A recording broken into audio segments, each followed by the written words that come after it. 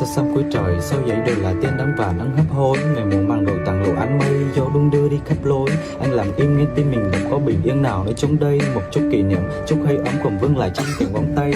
Từ lúc nào đã thôi không muốn chứng tệ vì vẫn đang cô đơn. Em bận với những riêng tư cuộc sống, vui cười môi điểm chắc tô son. Anh vẫn một mình, vẫn thường xuyên ghé ngang các bưu điện hay tới thư viện để tìm lại những hình ảnh trong anh cần lưu niệm.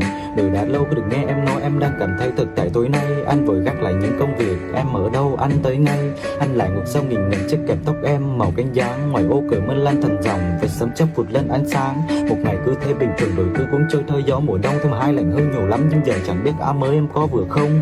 Tự nhiên sương rơi mãi trên lối ai về phố nghiêng. Anh nhớ em và cứ vui mà cứ xem như ta đã từng có duyên. Và em xin hãy quên đi những tháng ngày cũ đã xa xưa. Xin hãy thôi nuối tiếc những điều gì mà ta chưa từng cho nhau một thứ nào khác ngoài chân tình. Nhưng thôi với anh như vậy là đủ, chỉ mong em luôn được an bình. Tây nguyên chiều lòng gió chân trời vỗ cánh đàn chim. Nếu ngày sau gặp lạ cho nhìn cùng hàng huyên. Ta lật lại những trang tuổi trẻ nhật ký cũ loang màu, và chẳng biết cảm xúc thế nào khi đọc lại những chữ ban đầu.